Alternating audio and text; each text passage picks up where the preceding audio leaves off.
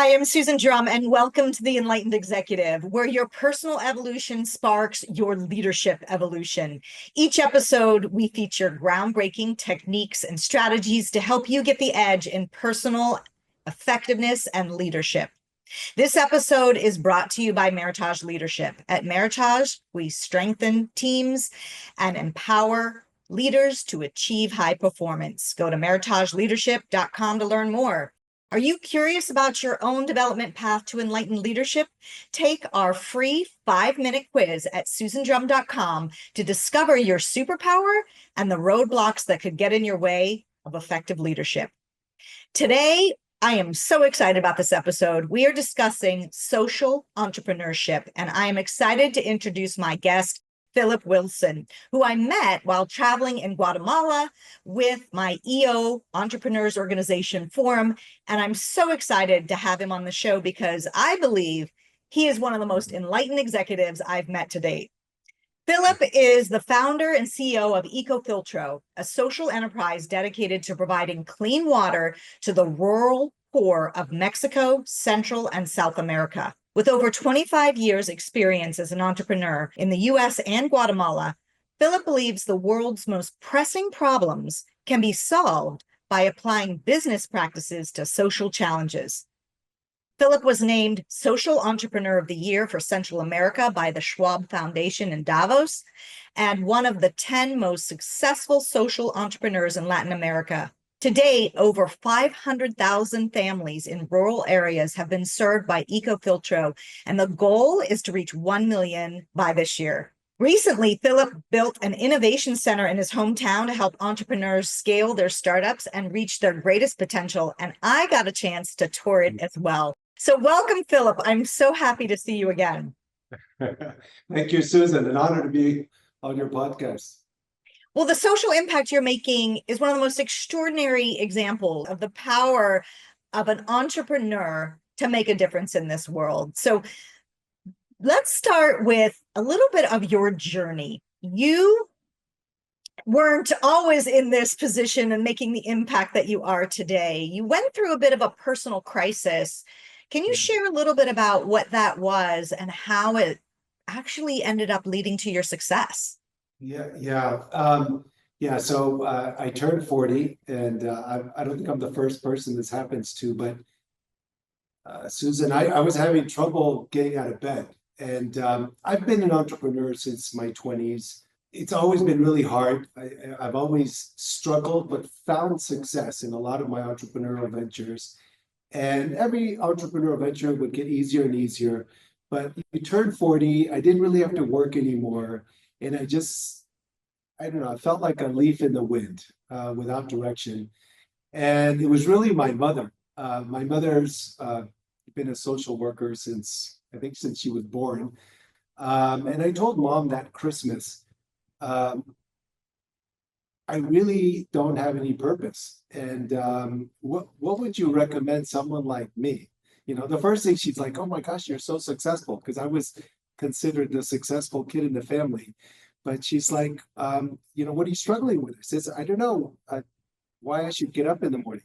So she recommended this book called Man's Search for Meaning by Viktor Frankl. And if there's one thing, I just read it for the third time this past year. If there's one thing that I want everyone that hears and sees us is to read the book, because it's kind of a deceptive title, Man's Search for Meaning. And with Viktor Frankl, one of the premises of the book is it's a big mistake to look for success, to search for success. If you're committed to a cause greater than yourself, success ensues. And that was like, oh, I never really thought about that. I've always been entrepreneurs. I think we always get into these situations. You could confirm this probably since you're an entrepreneur yourself. I think we're always on to the next thing and then the next thing, and we're living in the future all the time. And, I was always kind of searching for that success, the next big thing. And that's why I reached 40 and I'm miserable. And my mother, who had this amazing foundation, that was focused on providing access to portable water in rural Guatemala. I, I said, Mom, do you need some help? Maybe after reading the book, I was like, maybe I can do something to help you reach more people, because not only her foundation, but most foundations I come to find out, they are very different from entrepreneurs in the sense that many times they're measuring intentions and not results. Mm-hmm. And I mean, an entrepreneur, if you don't measure results, you go bankrupt, right? So we're Right. wired to, we're wired to really figure out how to make something work. And I remember the first morning that I'm at the foundation. First of all, I started just going to, see how I could help my mother. That was like very motivating to me. And I had read the book and I was like, oh, there's something to this, being involved in something greater than just me, myself, outboarding, which I did most of my life, focused on accumulation. But I saw, and this is a shout out to all the entrepreneurs out there. I was like, wow, entrepreneurs are probably the most capable people in the world to solve most problems at scale. Like Mm-hmm. that was the first kind of light bulb that went off. And the reason that I came to that conclusion is my mom was reaching 2,000 families a year with her solution, in a country that had 1 million families without clean water. So, when you're an entrepreneur, you're like, okay, what's the size of the market? You measure the penetration weekly, Yeah. monthly, and Huge untapped potential there. yeah, People not getting clean yeah, water. yeah, and many times foundations don't have that mindset, and so um, I basically went with my sister out to the middle of nowhere. I remember it was a beautiful drive out to the countryside, and we go into this village, the poorest of the poorest of the poor. We go into this home, and it was a very poor home, dirt floor, lots of smoke. The Guatemalans cook with open pit Yeah. fires. I remember my eyes started turning red. But I also saw a TV. I saw 2 smartphones in the home. My sister had donated already in this area, at Ecofiltro, and the Ecofiltro was there. It was kind of in the corner because it was a free product donated to this family. The television was covered by a small blanket because it was something they had purchased. And so I start observing. I go to about 20 homes, and then I told my sister, I says, hey, can we go to a community that hasn't received water filters? Let me just see what are they doing right now to provide portable water? And so we walk, which was fascinating. I've always been an entrepreneur in California or selling things to other businesses in urban context. So I'm walking in the morning in this beautiful village in the highlands, and we get to this village of about 30 huts, and I just got out my agenda because I love writing. Right, it seems to stick in my brain a little longer. But I just interviewed these families, and basically they were boiling water with firewood, and it was costing them $13 a month. So Mhm. Philip Wilson, the entrepreneur, all of a sudden, and I was so excited, Susan, because I'm like, wow, I feel like I'm going to be able to use my entrepreneurial experience to make a change in the world. And so I'm Yeah. all this kind of, it was almost kind of selfish. I'm like, wow, this feels so good. It's like a drug. But what was interesting, Susan, is when I saw that all these really poor families were spending so much money on firewood to boil water, I says, Dominique, I think we're going to stop seeing the poorest of the poor as objects of pity, and we're going to see them as real customers. I think Yeah. it's more dignifying, and I think we can get out of this rut of just helping 2,000 families a Right. year, Right. which, I mean, it was kind of pathetic, right, in terms of solving the problem. The problem. Uh, Yeah. so I go back, and the biggest struggle, and I failed at bringing all the staff of the foundation to a place where we were going to completely change the model. I would get comments like, well, I think it's kind of a sin to sell to a very poor family. Mhm. We're really not going to help them that way. And I'm like, I, I don't want to do this to make money. I just want to do this in a way that allows us to reach millions of people as opposed to a few thousand. 2000. Yeah. And so to make a long story short, we did an amazing value proposition. I had to create an enterprise um, because I couldn't move the foundation to a place where we were going to change the model. And we create a B Corp that was just focused on a mission of reaching millions of people with clean water. And we priced the filter at a level that would pay for itself in 3 months or less versus firewood. So that was the value proposition. We just got really good. We'd be like, hey, if you give us $30, we're going to return to you 300. They're like, everyone's like, how are Yeah. you going to do that? And Because, it's just, yeah, it's a little bit like teaching to fish versus giving the yeah, fish, yeah. right? And And you're pricing it, it's still costing something, so it's valued, yeah, but in the long run, it's saving them money and helping the environment by not burning firewood. yeah. And I mean, the rest is history. I remember we started reaching 25,000 families and then 50 and then 100. And this year, we think we can reach about 450,000. So it works. And kind of selfishly, I kind of started down this road because I was like, gosh,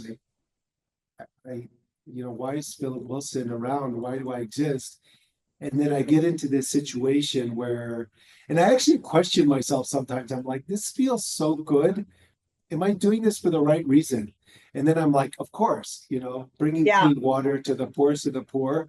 But I started understanding kind of with experience what Viktor Frankl was saying in Man's Search for Meaning is that I wasn't looking for success at Ecofiltro. I was just trying to Solve a find a problem. why, Yeah. solve a problem, and the outcome is peace, joy, which is kind of a deeper level of happiness. It's Yes. hard to describe, but it wasn't happiness. It was like, wow, there's a reason why I'm around.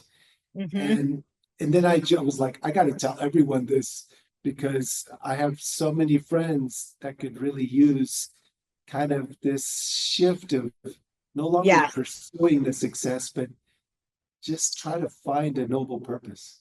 Yeah. Behind what you're doing. And that is such a core tenet, I think, in the enlightened executives that I've interviewed in the past is getting committed to a meaningful mission outside yourself. You brought up a good point early on, which was, if you're going after something for egoic reasons like accumulation or success in the eyes of others, it can elude you. Some still are able to, but you actually won't find what you just mentioned, which is true joy and fulfillment.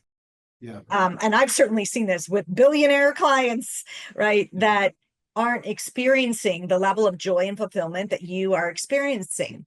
And it's a little bit like the same. I tell people, if you go after trying to be right or be in control or be the smartest person in the room, all of those things, if that's your goal, inevitably you don't achieve them. It's this sort of paradox. But Yeah. if you are committed to a meaningful mission outside yourself, you get those things and you Yeah. get the success as a result of, not a pursuit of. Yeah. Yeah. Yeah. It ensues. It's such a beautiful word. And I mean, I think it's probably 1% of the world out there that understands what we're talking about. How do we get it to 2% and 5%? And I Yeah. think that'll bring so much more peace to the world and actually so much more business success to people. That's the whole irony of everything I did actually made me a more successful entrepreneur. And I wasn't looking for that. Yeah. It just happened. Right. And so Viktor Frankl was right. Now, there's two parts to this because it's not just about the meaningful mission that I was so touched and inspired by when I got a chance to tour your factory. The other piece of it is the way you're running your business and the way you're running your company and your how you lead your employees. So can you share a little bit about how you're doing the inside job there, not just the outward mission piece? Yeah. So, when we started having lots of success scaling and solving the problem, access to clean water, um, you're the leader of a social enterprise. And I remember one night I'm like, well, what does it mean to really treat the people that are making this happen in a different way from I was never a bad founder. I always treated people with dignity. But I said, what if I really empower everyone? Remove the hierarchy of Ecofiltro. I started with Ecofiltro and then I did with my other companies. But what if I manage, for instance, the factory, instead of with 150 people with, managers and supervisors, what if I do it with teams and create team leaders and say, look, these are the objectives, but I want to leave it in your hands on how to get to those objectives.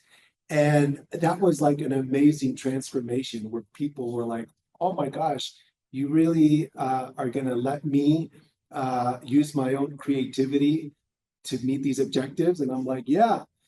And, you know, of course, the outcome, the factory became super efficient. Um, people say that costs increase every year with inflation, this or that. Well, all cars go down and the margin goes up every year. And then, on an economic basis, they said, well, why don't we share? Because Ecofiltro is a profitable company, and it has to be profitable because we're scaling. I mean, we're going to grow 45% this year.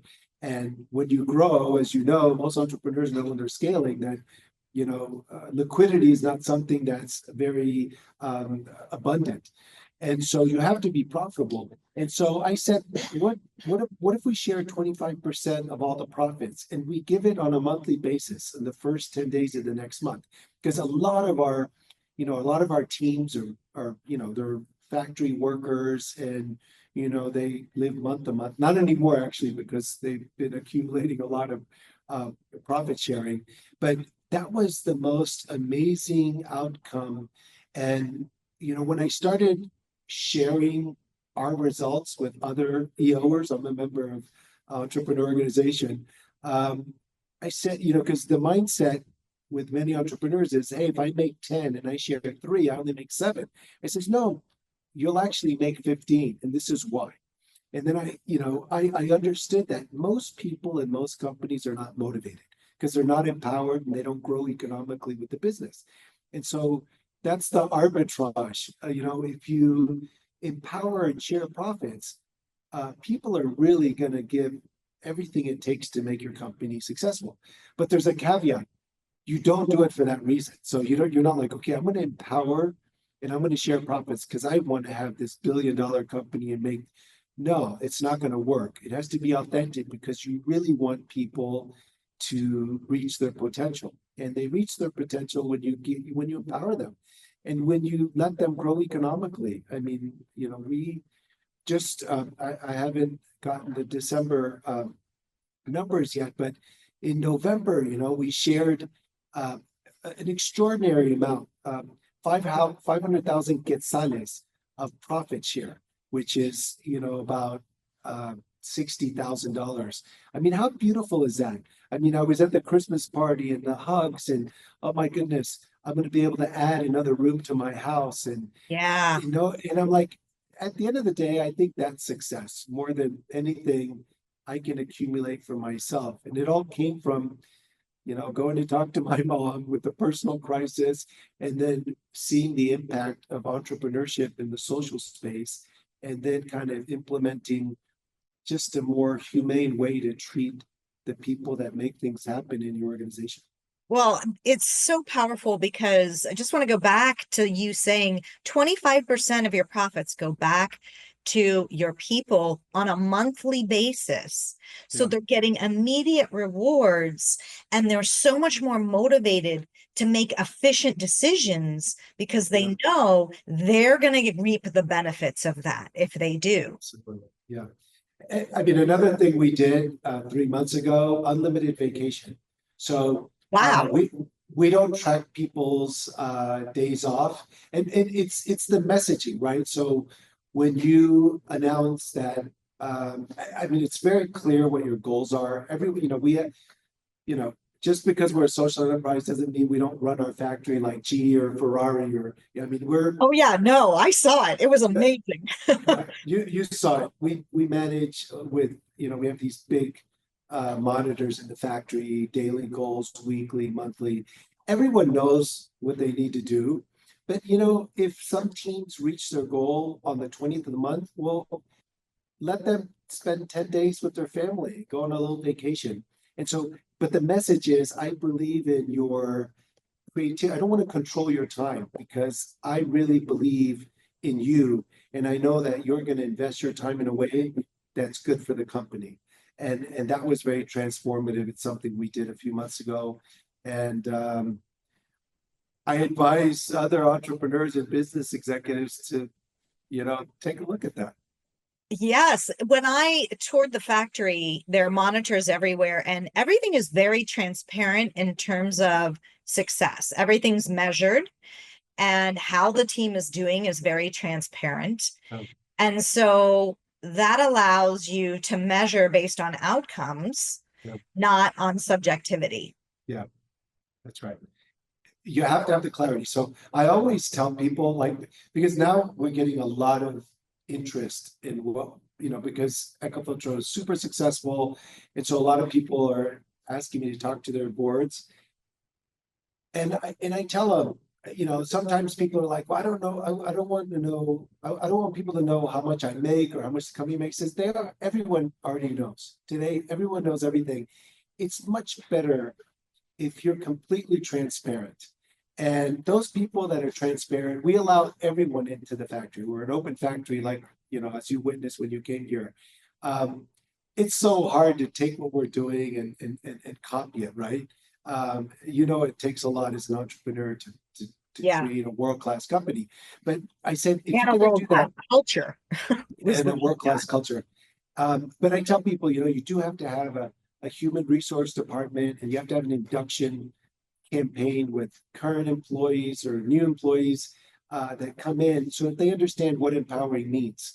What does sharing profits mean? The responsibility that you have by receiving profits. And so there's a whole process that has to happen so that you can have that incredible outcome that empowering sharing profits will give your company.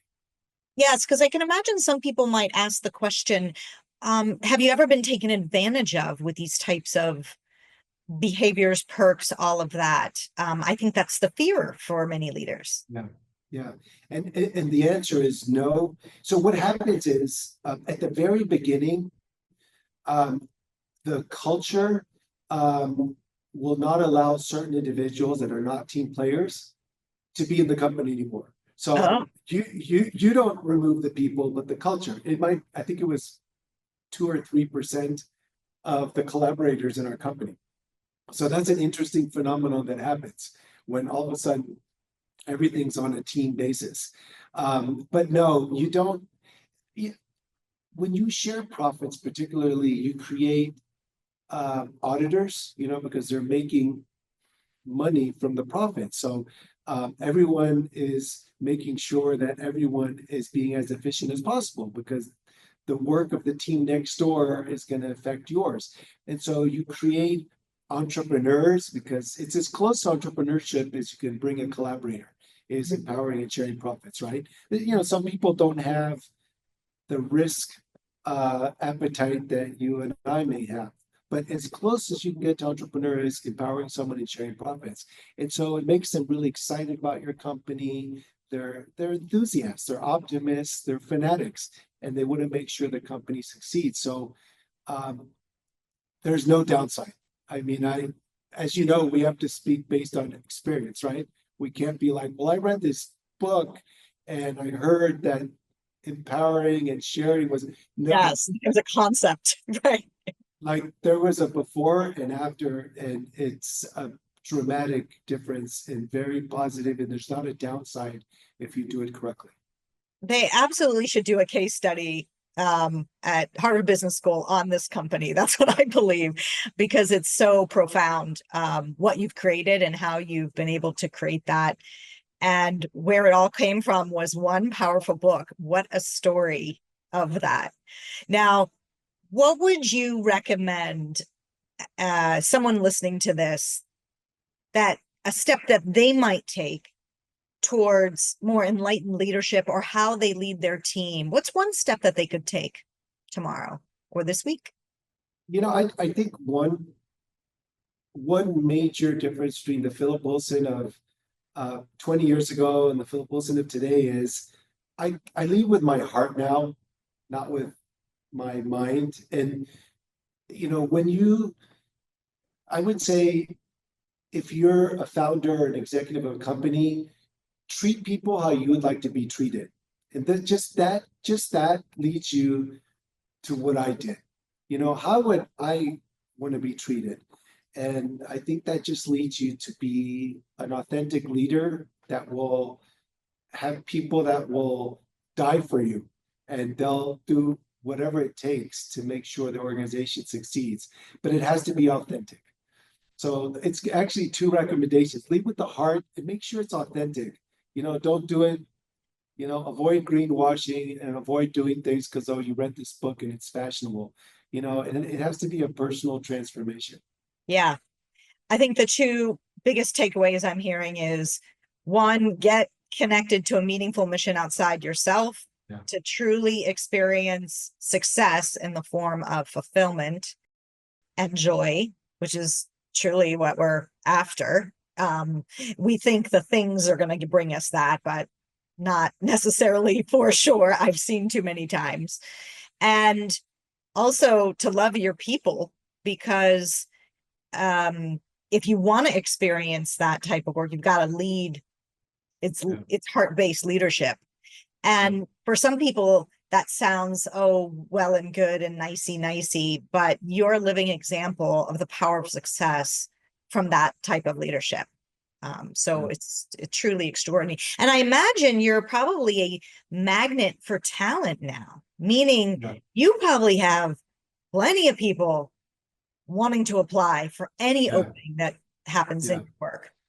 Yeah. So for every opening, you wouldn't believe the amount of curriculum. Just today, I delivered two, because I had two personally delivered to my home. They're like, okay, how do we get an inside advantage to getting a job at Ecofiltro? And I had these two people leave CVs in my. I don't know how they found out where I live, but Oh my gosh. uh, I think that's one of the advantage of B Corps or enterprises that have a noble purpose, is young people, particularly Susan. So I would say the 20 to 35-year-olds, that top talent wants to come and be a part of something greater than, just an interesting industry or a company that's very successful financially. So that's kind of one of the advantages of an Ecofiltro versus a traditional company. Yeah. Powerful things. Well, where can people learn more about you and your work as an example?